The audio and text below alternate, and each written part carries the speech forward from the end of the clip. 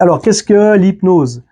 L'idée ici, c'est de résumer tout simplement rapidement, que tu le comprennes bien, simplement, qu'est-ce que c'est que l'hypnose? Alors, il y a différents types d'hypnose, entre l'hypnose ericksonienne, qui est une hypnose plutôt dite thérapeutique, d'Erickson, voilà, je vais y revenir. Il y a les hypnoses classiques, qui étaient à la base de l'hypnose, les hypnoses rapides, comme on voit à la télé, qui permettent de mettre rapidement les personnes en hypnose. Les hypnoses un peu de spectacle, justement, qui sont là pour divertir, qui est une base d'hypnose, qui peut être aussi utilisée dans les hypnoses un peu thérapeutiques, mais qui n'a pas forcément le même objectif. Et puis toutes les nouvelles hypnoses qu'on voit aujourd'hui, la nouvelle hypnose, les hypnoses modernes, les hypnoses humanistes, etc., qui sont dans le courant de l'évolution, on va dire, les hypnoses de régression, voilà, qui sont des spécialités aussi qui vont apparaître au fur et à mesure de l'évolution de l'hypnose. Donc l'hypnose, en gros, c'est un état qui est naturel. Alors, elle a été on n'a rien inventé, hein, puisque c'est un état qui est complètement naturel, c'est un état humain, c'est qui a été justement utilisé au départ et qu'on retrouve notamment très très loin dans le passé, notamment déjà faire les Grecs, on avait Socrate, Hippocrate, etc. Ensuite, bon, c'est vrai qu'on a eu Freud, il y a eu Charcot, qui ont repris des études justement sur l'analyse et sur les techniques d'hypnose. Qui déjà avait constaté, notamment pour Hippocrate, Socrate, voilà, à l'origine, Mesmer aussi sur une sorte de hypnose plutôt le magnétisme animal, sur l'énergétique, voilà, c'était un peu mélangé tout ça, et qui euh, qui avait détecté qu'en fait, euh, par la discussion, eh bien, ça permettait d'aider la personne à prendre conscience des choses et de commencer à changer. Et que par l'échange, la discussion, il voyait bien justement les perceptions, les modifications de la conscience de la personne, un peu ces changements qui se mettaient dans un état de transe, en fin de compte, d'état de modifié de conscience, par la discussion, parce qu'elles imaginaient les choses, parce qu'elles les ressentaient, parce qu'elles sentaient bien tous ces changements. Voilà. Et donc a été ensuite formalisé au fur et à mesure des années. Donc encore une fois, on n'a rien inventé, c'est juste que ça existait déjà et que au fur et à mesure des années, des siècles, eh bien ça a été un peu spécialisé et un peu structuré, construit. Et notamment avec Freud, voilà, qui a travaillé là-dessus. En médecine aussi, voilà, au début du siècle, où ils analysaient un petit peu les comportements, alors plutôt des personnes même psychotiques, etc., mais avec des techniques d'hypnose qu'elles utilisaient en observation de plein de thérapeutes tout autour. Et après, dans le temps, et plus proche de nous, ça a été notamment, alors plus en PNL sur l'aspect analyse, le VACOG, le système de représentation sensorielle, notamment par deux psychiatres américains dans les années 50, 1950, un petit peu avant même, avec Richard Bandler et Grinder, qui ont formalisé un peu cette PNL notamment, qui l'ont construite, comment ça a démarré, parce qu'ils ont observé que les personnes qu'elles suivaient, elles avaient fait différents travaux et elles arrivaient au fur et à mesure à changer, à se guérir, à être de mieux en mieux. Et donc, ils ont observé ces personnes-là, ils ont accompagné pour voir comment elles avaient fait, ce qu'elles faisaient, comment elles percevaient les choses, etc. Et qui a permis finalement de construire un peu les piliers de la PNL, les niveaux logiques, enfin voilà tous les termes PNL, c'est-à-dire l'analyse entre guillemets du comportement, de l'art de la communication, comment notre cerveau fonctionne en lien avec notre système de représentation sensorielle, et puis voilà tous les liens de la communication, c'est-à-dire que comment ça se passe dans l'imaginaire, dans les mots qu'on utilise, qui ont une interprétation et qui veulent bien dire quelque chose. Et du coup, pendant ce courant-là, dans cette période-là, il y a eu aussi en parallèle, notamment Erickson, hein, psychiatre aussi, lui, oui, si je me trompe pas, pareil, dans cette même période, plus ou moins, qui a utilisé du coup aussi un peu la PNL, mais en l'intégrant notamment dans des techniques d'hypnose. Donc il a un peu il a structuré l'hypnose dans des modèles à la fois d'analyse, dans des modèles de structure, et donc ça répond au fait que dans cette hypnose ericksonienne, c'est très structuré. On fait pas ça n'importe comment. Il y a des termes, il y a des étapes à respecter pour amener la personne jusqu'à la transe et puis l'aider à se transformer justement pendant la séance. Voilà. Mais ça veut dire aussi qu'en amont, il y avait une grosse part d'analyse. Hein, voilà, donc c'est pas que de l'hypnose. Moi, ce que je fais aujourd'hui, c'est aussi d'intégrer une analyse PNL en amont qui est une analyse en thérapie brève, donc ça va être beaucoup plus impactant pour voir comment la personne, en lien avec ses comportements répétitifs, bloquants, qu'est-ce qui se cache derrière, c'est-à-dire son sentiment négatif qui a été ancré en elle, voir comment, dans son VACOL, c'est-à-dire comment elle le vit intérieurement, dans son système de représentation sensorielle, pour le mettre en évidence, pour ensuite le désactiver si c'est le côté négatif, le désactiver dans l'hypnose, mais à la fois aider la personne à mettre en évidence finalement sa croyance qui le limite, c'est-à-dire sa stratégie mentale globalement qui le limite, pour agir dessus très concrètement et désactiver les choses avec les outils de la PNL et l'hypnose, dans à la fois la partie analyse et à la fois de transférer tout ça dans l'hypnose ericksonienne, en utilisant les protocoles, les techniques, les séances bien adaptées suivant les situations que Erickson a construit, et donc d'arriver à cette efficacité de libération et de transformation, qui permet justement d'intervenir eh bien, sur tous les traumatismes, sur les phobies, le tabac, l'amincissement, une reprogrammation finalement des phénomènes de connexion neurologique qui induisent tout le temps les mêmes programmes, si tu veux, c'est comme un virus informatique qui irait tout le temps sur le même programme. Donc l'idée, c'est d'analyser ce programme qui est répétitif finalement, qui amène tout le temps dans la mauvaise direction, ou dans les mauvais comportements, les mauvaises situations, les mauvaises sensations, de le mettre en évidence, de l'analyser et de le désactiver. Donc, et ainsi d'utiliser notre capacité, parce que l'hypnose, ce n'est ni plus ni moins que la capacité d'utiliser la ressource de la personne, ou en tout cas la capacité d'imagination, parce que c'est bien ça l'hypnose, hein, c'est tout simplement finalement notre capacité d'imagination, de voir, d'entendre, de ressentir, de modéliser les choses et de les vivre intérieurement, à la fois négativement ou à la fois positivement.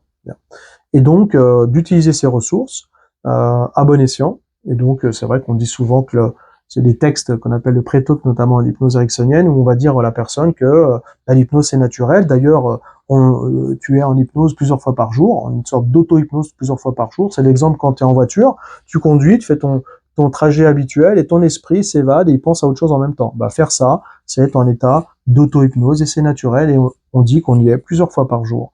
Et être en état d'hypnose aussi, ça amène aussi comme un repos psychique du cerveau et du corps, où on dit que quand on est en hypnose, c'est comme si on dormait 3 à 4 heures de sommeil. Donc d'où l'intérêt aussi de le faire avec des sportifs, parce qu'ils récupèrent en même temps. Donc, indépendamment du thème qu'on travaille en hypnose, de la problématique, l'hypnose, par elle-même, a une vraie intention de détendre le corps, d'amener le corps à se relâcher, on appelle ça les inductions, vraiment se détendre, tout en permettant aussi à l'esprit de se reprogrammer, à la fois de se libérer de ses problèmes, de les mettre en évidence, de s'en libérer, et aussi d'augmenter les ressources positives en nous. Donc de nous donner plus de confiance, de nous donner plus de détente, de sérénité, de paix, etc., en fonction de ce que la personne désire. Et ça, c'est le rôle justement du thérapeute PNL et de l'hypnothérapeute, d'adjoindre tout ça. En tout cas, moi, je le fais comme ça. C'est beaucoup plus riche, beaucoup plus qualitatif et très spécifique, avec beaucoup plus d'impact intérieur, pour permettre à la personne justement d'aller dans cette belle direction. Et ainsi permettre d'agir, comme je le disais à l'instant, dans plein de domaines différents, à la fois de se préparer mentalement à des compétitions, de se préparer aussi, de travailler sur soi en tant que manager, dans la communication, d'améliorer sa relation à l'autre, hein, d'améliorer aussi son propre fonctionnement, d'être plus en paix intérieure, et de retrouver cette confiance, comme je le disais, d'être dans des processus plus agréables, en tout cas pour soi. Et puis d'aider après dans des techniques spécifiques. Alors ça va être de l'hypnose pour les enfants, on va permettre aussi d'aller régresser dans le passé pour aller guérir les problèmes du passé. On va pouvoir travailler notamment sur les addictions, par exemple, le tabac, recadrer les problématiques d'alimentation, etc., etc. Après, en hypnose, on n'intervient pas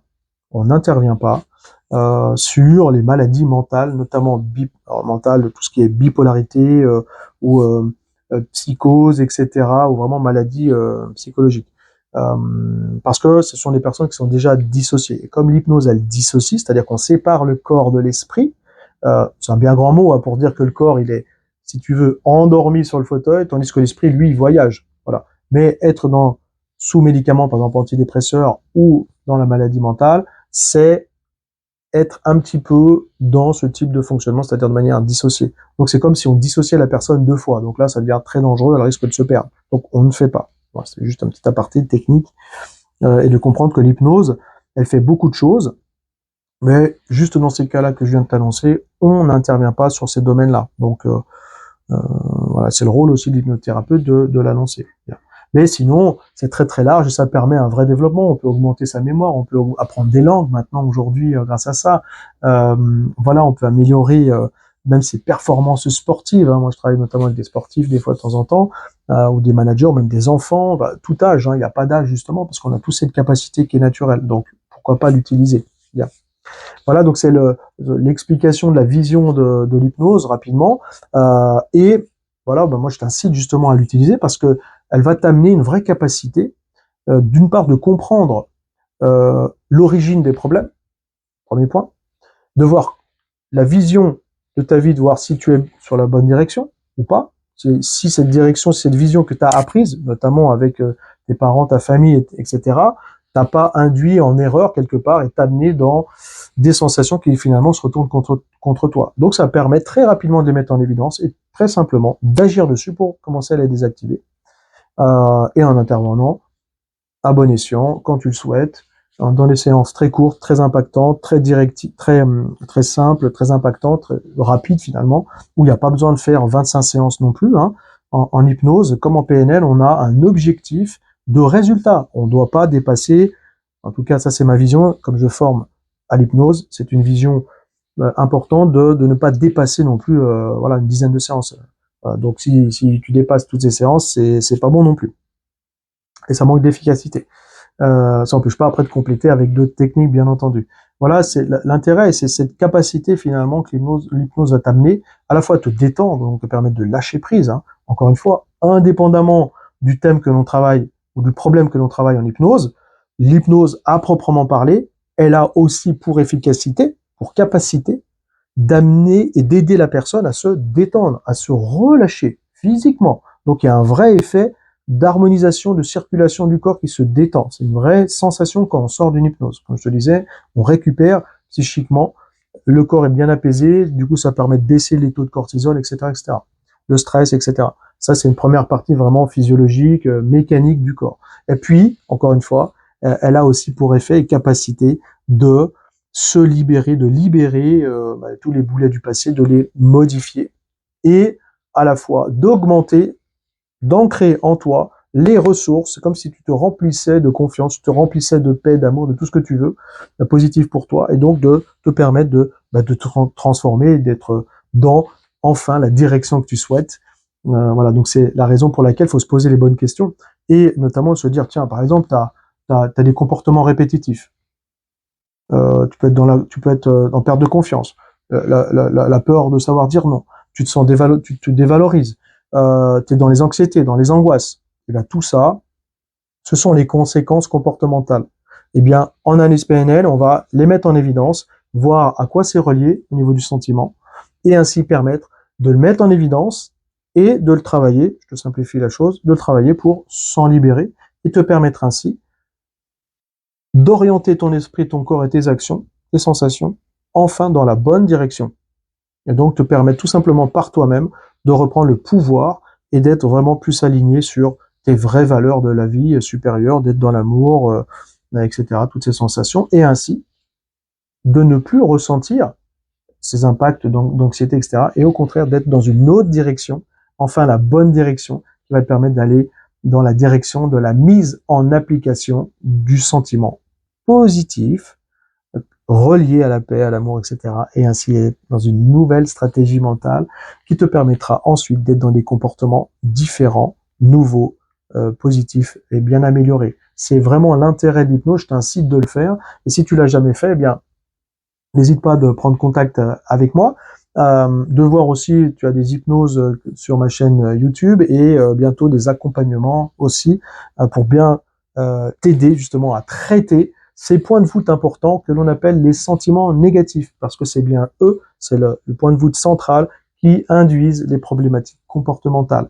Et de travailler uniquement sur les problématiques comportementales, c'est bien Mais pour moi, ce n'est pas suffisant. C'est pour ça que j'ai cette notion de remonter à la cause, et la cause, c'est le sentiment.